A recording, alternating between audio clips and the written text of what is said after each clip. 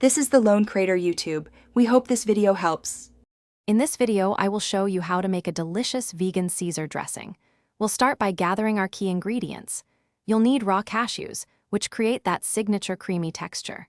Nutritional yeast is essential for a cheesy, umami flavor without dairy. Fresh lemon juice adds a bright tang, and a touch of Dijon mustard provides a subtle kick.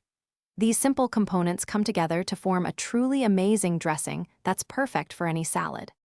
Once you have your ingredients ready, it's time to blend. For the creamiest result, soak your cashews in hot water for at least 30 minutes beforehand.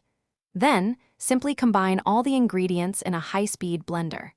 Process until the mixture is completely smooth and free of any cashew bits. If the dressing is too thick, add water, 1 tablespoon at a time, until it reaches your preferred consistency.